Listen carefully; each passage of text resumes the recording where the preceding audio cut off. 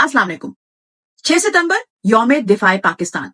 बचपन से हम पाकिस्तानियों ने अपने घर में रिवायात देखी हैं कि 6 सितंबर हो, 14 अगस्त हो या 25 दिसंबर, हम पाकिस्तानी अपने बुजुर्गों के साथ बानी पाकिस्तान कायदे आजम मोहम्मद अली जिन्ना अपने मुहाफिजों, उनकी कुर्बानियों, उनके अज़्म हौसले को याद करते हैं और उनको सलाम पेश करते हैं।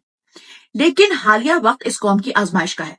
गुज़िश्ता कुछ सालों में कुछ नए किरदार ऐसे सामने उभर कर आए हैं जो हर चीज का क्रेडिट खुद लेना चाहते हैं, आवाम से हर चीज, हर सहूलत छीन लेना चाहते हैं। वो पढ़े लिखे नहीं हैं और ना ही वो कोशिश करते हैं, हत्ता कि उनकी तो यादाश्त तक कमजोर है। वो कुर्बानियां भूल जाते हैं, मुल्क की बुनियादों में बहाया गया खून और मुल्क की खातिर की गई जद्दोजहद तक भूल जाते हैं। जिन कुर्बानियों से ये मुल्क हासिल हुआ वो उनको भी भूल जाते हैं।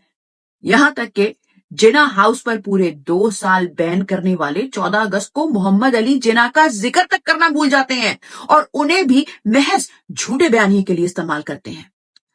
अब इस आजमाइश के दौर में दुश्मन के बच्चों को पढ़ाया जाता है, इंडिया को करारे गानों से धमकियां दी जाती हैं, चल निकल कश्मीर से बाहर।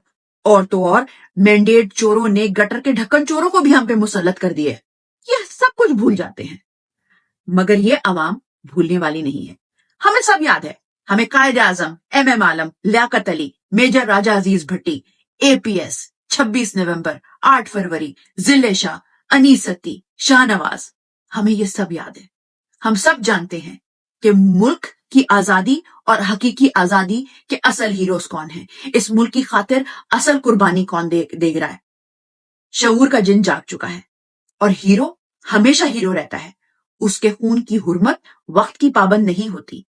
आज का दिन भी उसी तजदीदे अहदे वफा का दिन है। हम पाकिस्तान के बानी कायदे आजम मोहम्मद अली जिन्ना को सलाम करते हैं। हम जिन्ना सानी को सलाम करते हैं जो कौम की खातिर जेल में बैठा है।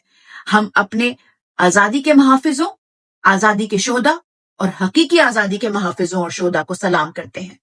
हम अपने लीडर्स और हकीकी डिफेंडर्स को सलाम करते हैं। यौम दिफाए पाकिस्तान मुबारक।